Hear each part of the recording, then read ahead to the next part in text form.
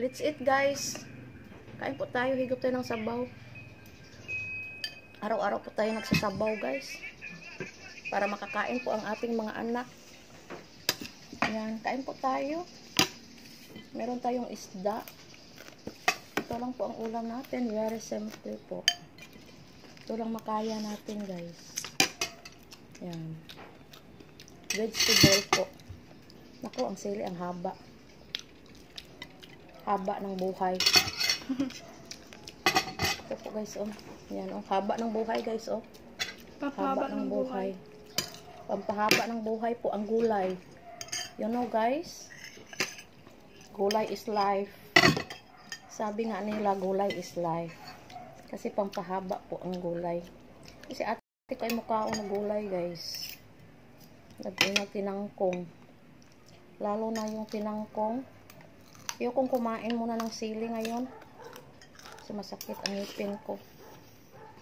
Kain po tayo.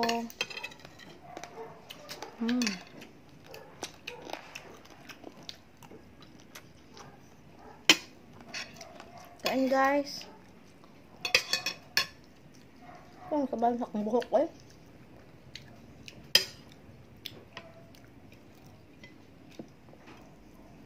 Kain tayo.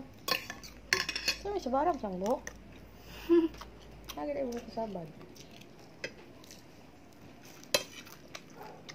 Kain po tayo, guys. Let's eat. Meron tayong isda ng sinabawan. Po.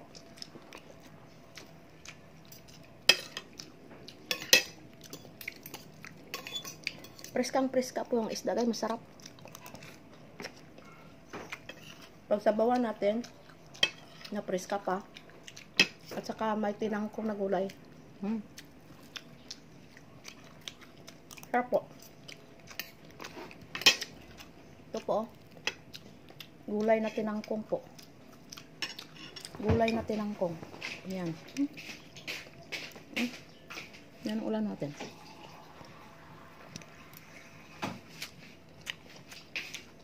Thank you for watching, guys. Bye-bye.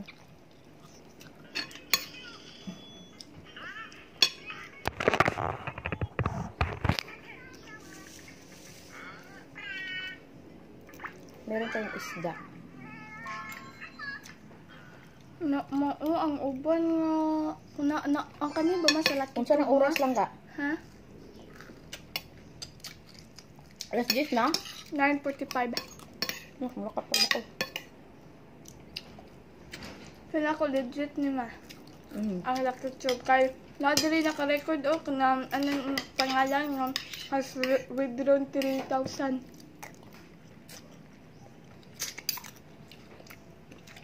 Try and try lang. Hindi ko staghan kayo.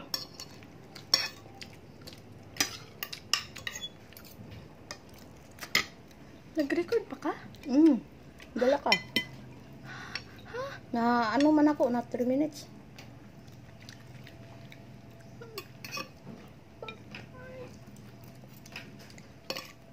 Kain po tayo.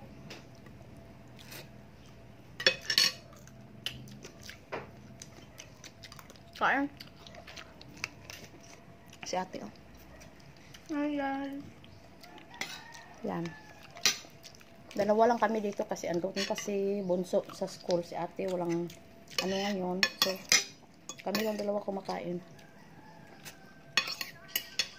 Yan na. Thank you for watching, guys. Bye-bye. Bye. Ito pa. Bye.